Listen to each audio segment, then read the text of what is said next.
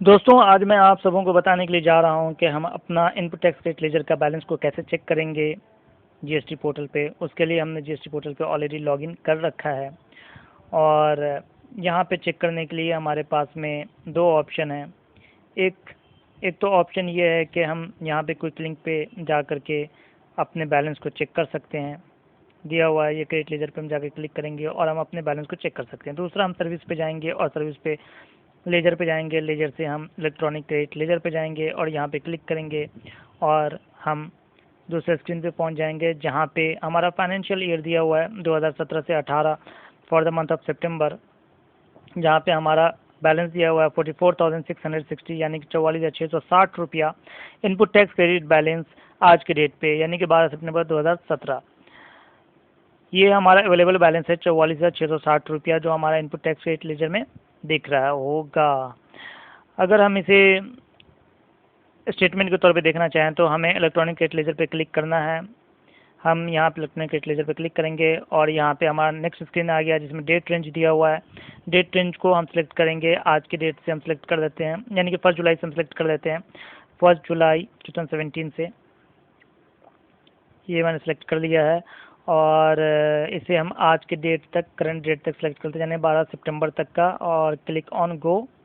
अब हम next screen पे आ चुके हैं। यहाँ पे एक स्टेटमेंट ओपन होकर के आ गया। सेल नंबर 1 पे ओपनिंग बैलेंस है, चूँकि हमारा ओपनिंग बैलेंस नील था इसीलिए यहाँ पे हर चीज़ नील दिख रहा है। यहाँ पे कोई भी बैलेंस नहीं दिया हुआ है, किसी भी टैक्स में कोई बैलेंस नहीं है।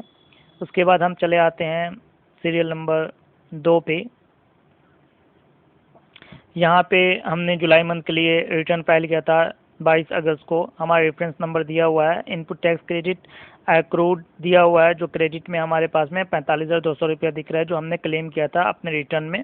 45,200 रुपये इंटीग्रेटेड टैक्स में दिख रहा है क्योंकि हमने ये inter state purchase of service या गुड्स करी थी, जिसकी वजह से हमारे इंटीग्रेटेड टैक्स में ये 45,200 रुपीज़ का बैलेंस दिख रहा है। यहाँ पे आगे सेंट्रल टैक्स में हमारे पास में कोई अमाउंट नहीं है, वो नील है। और उसी तरीके से हमारे पास में स्टेट टैक्स में भी कोई अमाउंट नहीं है, ये भी नील है क्योंकि हमने कोई भी इंट्रा स्टेट यानी विद इन स्टेट कोई भी परचेज नहीं करा है। इसीलिए हमारा CGST और SGST दोनों का दोनों नील है। सेस भी अमाउंट हमारा नील है। यहाँ पे इन सबको जोड़ने के बाद टोटल अमाउंट आता है 45,200 यानी 45,200 रुपये का। आगे हम देखते हैं, इसमें हमारा ये फाइनल बैलेंस दिया हुआ है। ये ओपनिंग बैलेंस इंटीग्रेटेड टैक्स का 0 था। 45,200 को ऐड करने के बाद हमारे पास में इंटीग्रेटेड टैक्स का बैलेंस 45,200 रुपये आता है। टोटल बैलेंस भी 0 था और टोटल बैलेंस को टोटल से ऐड करेंगे तो टोटल बैलेंस हमारा 45,200 आता है।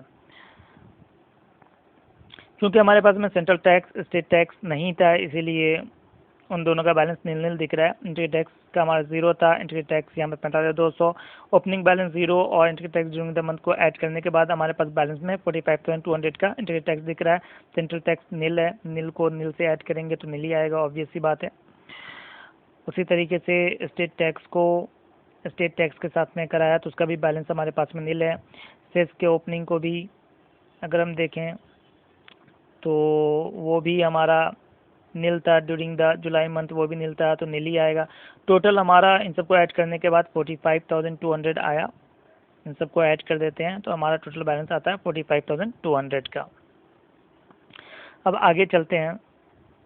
ये सारा हमारा रिटर्न था जुलाई मंथ 2017 के लिए, जिसमें हमारा टोटल फाइनल बैलेंस 45,200 रुपये दिख रहा था। अब आगे चलते हैं सीरियल नंबर 3 पे, जहाँ पे 22 अगस्त को ही हमने सेल्स का रिटर्न फाइल करा था जुलाई मंथ के लिए, जहाँ पे अदर देन रिवर्स चार्ज में हमारा डेबिट अमाउंट 540 दिख रहा है। क्योंकि हमने जितना भी purchase of sale of service या सेल ऑफ गुड्स करा था वो इंट्रा स्टेट था, यानी कि एक ही स्टेट के अंदर अंदर में था। ये 540 रुपये CGST और SGST के अमाउंट को दोनों को ऐड करने के बाद आया था मेरे पास में। तो हमने इसको इंटीग्रेटेड टैक्स के साथ में एडजस्ट करा, चूँकि हमारे पास में CGST का अमाउंट और SGST का अमाउंट कुछ भी नहीं था। हम IGST के अमाउंट के साथ में हम CGST और SGST के अमाउंट को एडजस्ट कर सकते हैं। चूँकि हमारे पास में IGST का अमाउंट ऑलरेडी नहीं था, इसीलिए हमने सबसे पहले CGST का अमाउंट यानी कि 270 रुपया, फिर SGST का अमाउंट 270 रुपया, दोनों को मिलाकर 540 रुपये को एडजस्ट किया है। तो ये 45,200 इंटीग्रेटेड टैक्स में से 540 रुपया हमारा सेट ऑफ हो जाएगा और सेट ऑफ होने के बाद में हमारा टोटल बैलेंस के अमाउंट में अमाउंट दिखेगा 44,660 यानी कि 44,660। तो हमने यहाँ पर एडजस्ट कर दिया, चूँकि हमारा CGST नहीं था इसलिए CGST के अमाउंट से कोई भी अमाउंट एडजस्ट नहीं हुआ है। SGST भी नहीं था इसीलिए हमारा SGST के अमाउंट से कोई भी अमाउंट एडजस्ट नहीं हुआ है। सेस भी नहीं था इसलिए सेस के साथ भी कोई भी अमाउंट एडजस्ट नहीं हुआ है। 45,200 की टोटल अमाउंट हमारे पास में इनपुट टैक्स रेट अवेलेबल थी। 540 का आउटपुट टैक्स लायबिलिटी है। इन दोनों को हमने सेट ऑफ करा है। सेट ऑफ करने के बाद में हमारा बैलेंस टोटल आ रहा है 45,200 में से 540 प्लस करेंगे तो 44,660 रुपये का, जो कि टोटल बैलेंस में हमारे पास में यहाँ पे दिख रहा है। ये इंटीग्रेटेड टैक्स में हमने एडजस्ट करा 540 44,660 रुपया आ रहा है। अब आगे हम चलते हैं।